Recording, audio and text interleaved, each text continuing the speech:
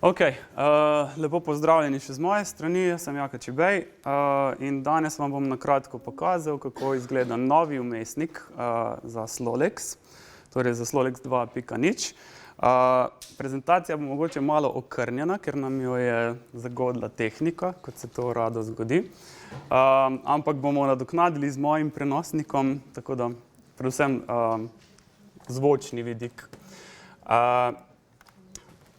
Torej, tisti, ki že poznate naše ostale objavljene vire, na primer slovar Sopomenk sodobne slovenščine in kolokacijski slovar sodobne slovenščine, pa tudi novo različico Gigafide, vam je najbrž ta stran znana.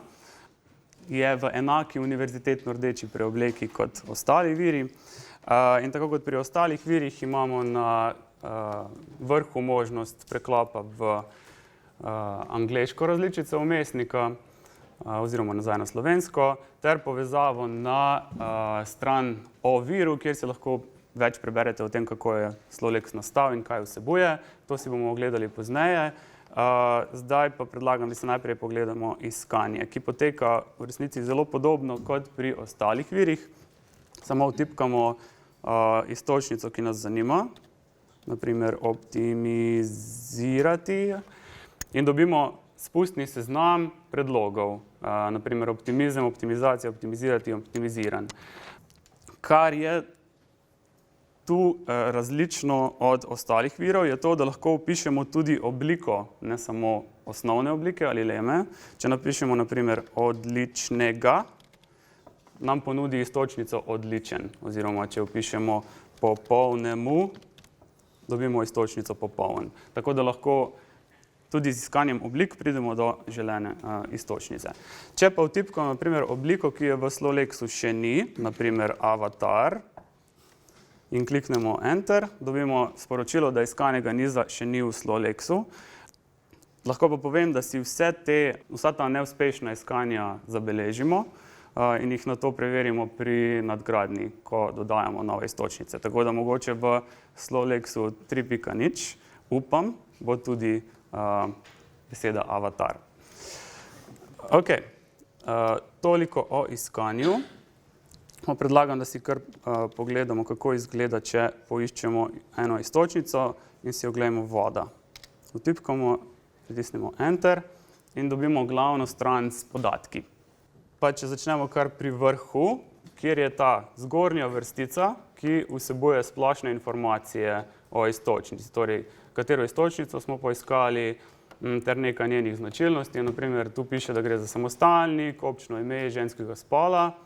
Kar je še zraven, je pa avtomatsko generiran posnetek izgovora osnovne oblike.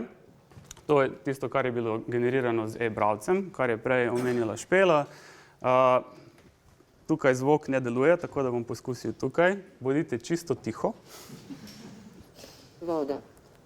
Voda. Voda. Dobro, voda. Lahko povem, da je polovica iztočnic v Slolexu 2.0 generirana z ženskim glasom in polovica z moškim glasom. Je bilo pa to določeno povsem naključno, tako da ni nekega seksizma. Naslednji podatek je število pojavitev v korpusu Gigafida 2.0. In je obenem tudi povezava.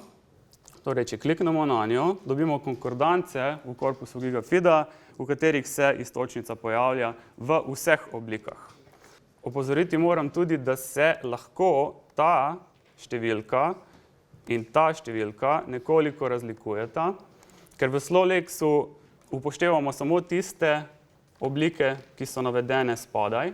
V korpusu pa lahko dobimo tudi napačno označene oblike oziroma napačno lematizirane oblike, tako da ponavadi se razlikuje tam za 10 do 30 zadetkov. To so pač napake iz korpusa, ki jih v Slolexu ne upoštevamo. In na koncu imamo še časovni žig, ki pove, kdaj je bila iztočnica oziroma geslo nazadnje posodobljeno. Torej, današnji datum, ko je uradno izšla različica 2.0. Potem nadaljujemo s tem razdelkom, ki smo ga poimenovali ploščice. oziroma zgornje ploščice, ker obstajajo tudi spodnje ploščice. In gre za iztočnice, ki vsebujejo enako obliko, kot je tista, ki smo jo opisali. Torej, morda s tem, ko smo opisali voda, v resnici nismo imeli v mislih iztočnice voda, temveč vod, samostalnik moškega spola, v rodilniku, torej voda. Če se to zgodi, lahko enostavno kliknemo na ploščico in dobimo pravo iztočnico. No, vrnimo se nazaj na voda. Potem pa imamo glavni del, kjer imamo podatke o oblikah. In sicer je iz 3 zavihkov. Prvi zavihek vsebuje podatke o vseh oblikah. Torej, tu gre za samostalnik, tako da imamo oblike v vseh številih in v vseh sklonih. In kot je Špela že prej pokazala, imamo zraven še podatke o pogostosti oblike v korpusu Gigafida 2.0. Tudi na to pogostost lahko kliknemo. V tem primeru pa dobimo samo tiste konkordance, v katerih se pojavlja točno ta oblika. Torej ne vse, ampak na primer imenovalnik ednine. Nekatere oblike imajo zraven pripisane še oznake, na primer variantno, najdemo tudi nestandardno in pri nekaterih samostalnikih, na primer živo, neživo in tako naprej. Torej, to so osnovne oblike. Potem pa sledi zavihek ali več zavihkov z naglašenimi oblikami.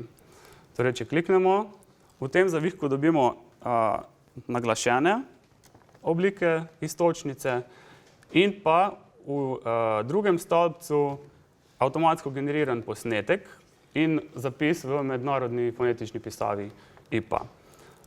Torej, kot je Špela že povedala, vse naglašene oblike so bile generirane avtomatsko z nevronskimi mrežami. Posnetki so bili generirani z e-browcem na podlagi naglašenih oblik. Zapis v fonetični pisavi pa je bil prav tako generiran s pravili na podlagi naglašenih oblik. Tako da se lahko zgodi, da je kakšen podatek tudi neustrezen. Zato smo uporabnikom omogočili, da lahko za vse oblike in zapise v Slowlexu tudi glasujejo. To je, če naletimo na nekaj, s čimer se ne strinjamo, ali pa na nekaj, kar nam je nadpovprečno všeč, lahko dodamo pozitiven oziroma negativen glas. Mi to potem zabeležimo in upoštevamo pri nadgradnji. Tretji zavihek, ki smo ga poimenovali manjka naglasni vzorec, pa je še drugi način, na katerega lahko uporabniki pripomorejo k izboljšavi Slowlexa.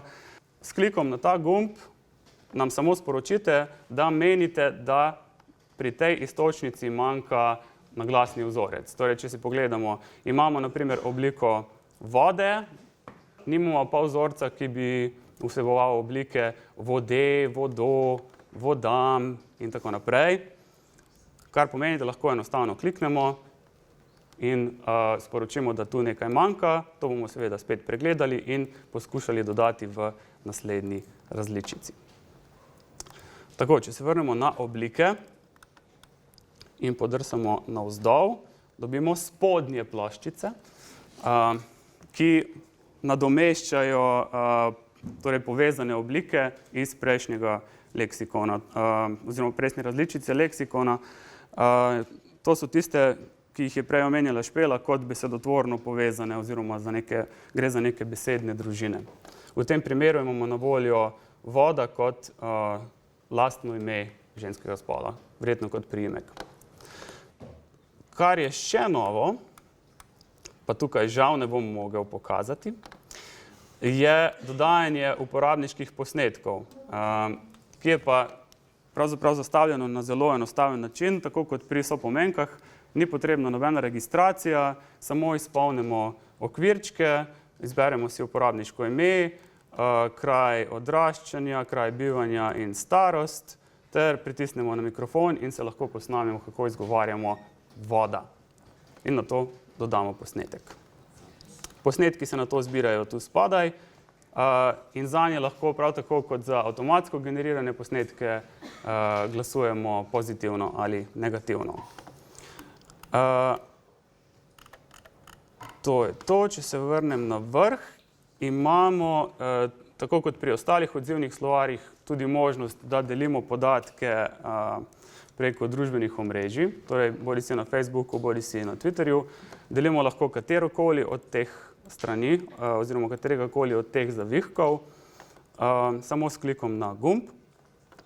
Kar je še uporabno, je ta funkcija, in sicer, da naložimo podatke na lasten računalnik. In sicer v neki taki tabelarični obliki, ki jo lahko vozimo v Excel in potem poljubno obdelujemo naprej. Dobimo pa torej vse besedne oblike, pogostost v korpusu, oznake ali morda gre za variantno obliko, potem slovnične lastnosti, naglašene oblike IPA in seveda tudi vse glasove, plus in minus. Nekaterim vam je mogoče znano že iz ostalih virov.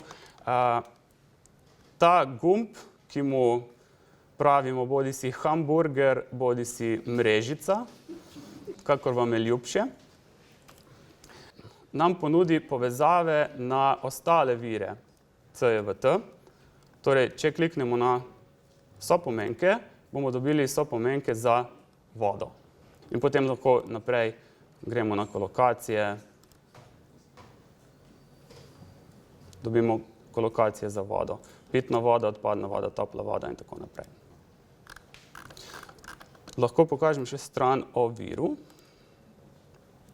ki izgleda tako kot pri ostalih odzivnih slovarjih. Torej, poleg kolofona in arhiva prejšnjih različic leksikona, ki jih lahko naložite s portala clarin.si, in licence, imamo potem tukaj še opis kolikor toliko poljudne narave, ki opisuje, kako je Sloleks nastal in kaj vsebuje v trenutni različici. Spodaj pa imamo tudi publikacije, tako da če koga zanima nek specifičen vidik nastanka Sloleksa, si lahko prebere enega od navedenih člankov oziroma del. Za konec bi se pa samo zahvalil vsem tistim, ki so sodelovali pri pripravi Sloleksa kot podatkovne baze. Strani vmesnika pa se je treba zahvaliti predvsem Leonu. Leon, ja, ki je zelo, zelo trdo delal, da vmesnik izgleda tako, kot izgleda. Ciprijanu, ki je predvsem se ubadal z drobovjem in s povezavami z bazo, ter Studiu Kruh in Gašperju Uršiču, ki je poskrbel, da je Sloleks dobil podobno preobleko kot ostali viri CJVT. Pa lahko mogoče kar en aplavz zanje.